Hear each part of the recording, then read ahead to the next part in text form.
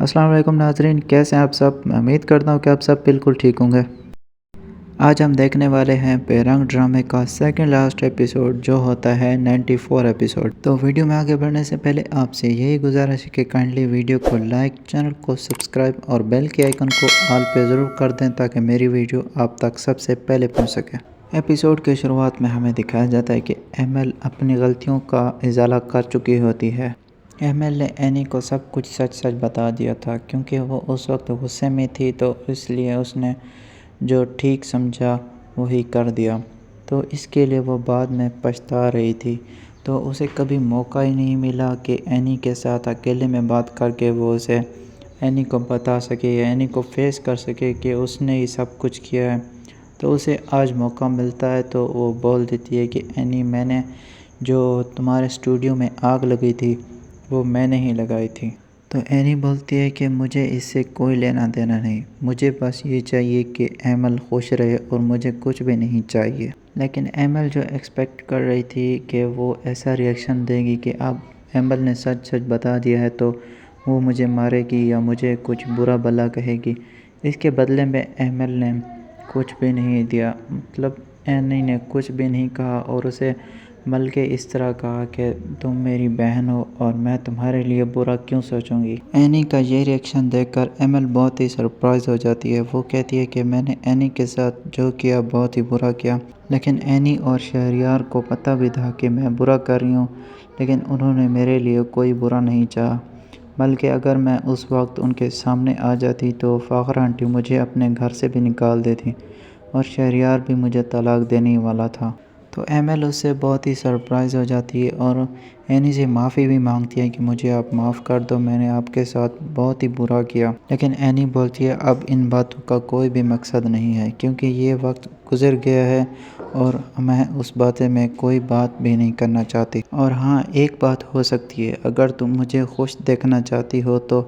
میرے لیے تمہیں شادی کرنی ہوگی، تمہیں میں ایسے نہیں دے سکتی۔ تم اپنی ساری زندگی کیسے گزارو گی، اور وہ بھی ایک بیوہ بن کر؟ میری اور عفان اور امی جان کی یعنی فاخرہ آنٹی کی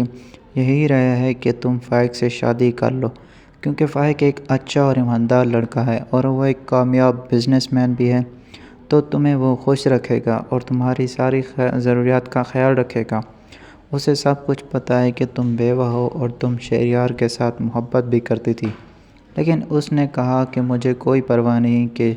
ایمل کا ماضی کیسا رہا ہے، اور مجھے یہ بھی افسوس ہے کہ انہوں نے عفان سے کہا کہ میں ان کے گھر اپنے والدین کو بھیجنا چاہتا ہوں، اگر اسے برا لگے تو وہ مجھے معاف کر دے۔ تو ایمل بولتی ہے کہ میں اس کے بارے میں سوچوں گی اور مجھے اس بارے میں کچھ ٹائم چاہیے۔ اس کے بعد عفان اور اینی گھر واپس آ جاتے ہیں، تو گھر جاتے ہی راستے میں سب سے پہلے انہیں ایما مل جاتی ہے۔ ایما عفان کے ساتھ بات کر رہی ہوتی ہے اور اینی اندر اپنے کمرے میں چلی جاتی ہے۔ اینی کو یہ ہرگز برا نہیں لگتا کیونکہ عفان اب اس سے ہی محبت کرتا ہے اور اس نے دیکھ بھی لیا اور اس نے سب کچھ کر لیا کہ عفان اس کو کبھی چھوڑ کر بھی نہیں جائے گا، اس کو اور عمر کو، کیونکہ عفان نے خود ہی بولا ہے کہ وہ اس کو کبھی چھوڑ کر نہیں جائے گا اور وہ ساری زندگی اس کے پاس ہی رہے گا، چاہے اس کے پاس جتنی بھی عورتیں ہیں یا جو بھی اسے اٹریکٹ کرنے کی کوشش کرے، وہ کبھی کسی کے پاس نہیں جائے گا۔ تو اینی اور عفان ایک دوسرے کے ساتھ بات کرنے لگ جاتے ہیں۔ عفان بولتا ہے کہ میں نے تمہیں کتنی بار سمجھایا کہ میرے راستے میں مت آیا کرو، اور تم یہ بات کب سمجھو گی، کیونکہ میں ایک شوہر ہوں اور میری بیوی تمہارے سامنے کھڑی تھی، اب وہ ناراض ہو کر کمرے میں چلی گئی ہے، وہ بھی صرف تمہاری وجہ سے۔ تم مجھے بار بار ایسے کیوں تنگ کر رہی ہو؟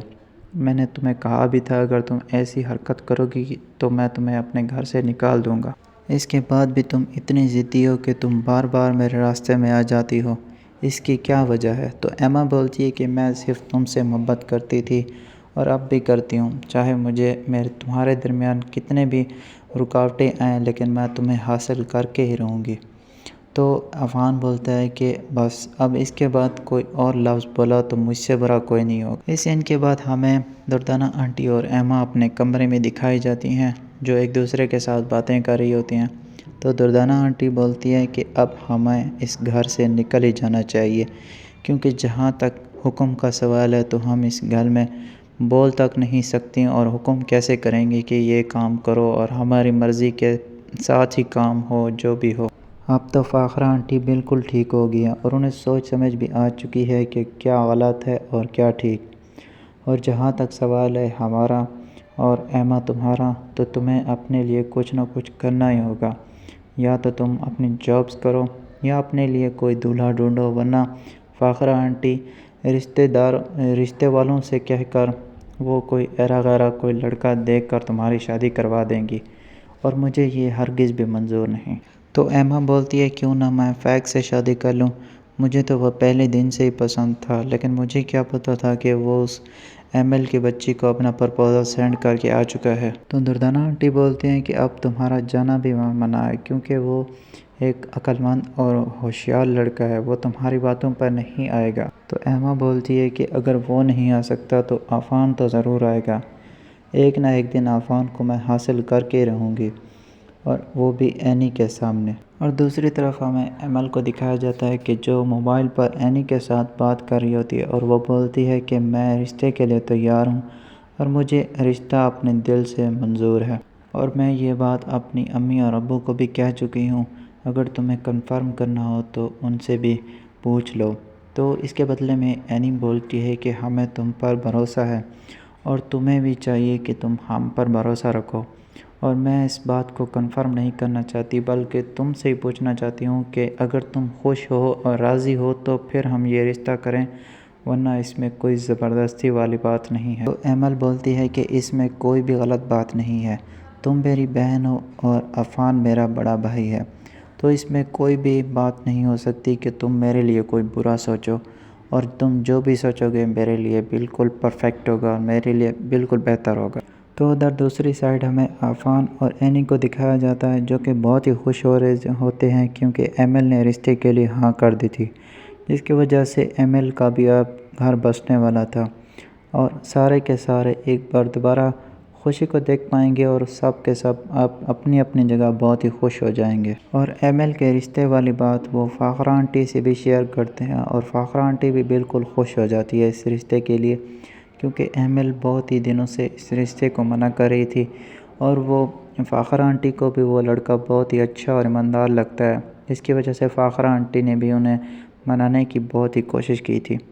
اب یہ خوشی کا لمحہ تھا۔ تو عفان بولتا ہے کہ امی جان ایسا کیوں نہ کریں کہ ایم ایل اور ان کے والدین کو یہیں پہ بلا لیں، اور فیک کے والدین بھی یہیں آ جائیں گے ہمارے سامنے، تو ہمیں بہت ہی خوشی محسوس ہوگی۔ تو فاخرہ آنٹی بولتی ہیں کہ بیٹا بالکل صحیح بات کی ہے تم نے، ان کو ابھی بلاؤ اور کچھ دیر تک وہ آ بھی جائیں گے، اس کے بعد فیک کے گھر والے بھی آ جاتے ہیں۔ تو آج کا ایپیسوڈ یہیں پہ اینڈ ہو جاتا ہے، اور آپ لوگ مجھے بتائیں گے کہ کون کون ویٹ کر رہا ہے بے رنگ کے لاسٹ ایپیسوڈ کا۔ ملتے ہیں نیکسٹ ویڈیو میں، تب تک کے لیے اللہ حافظ۔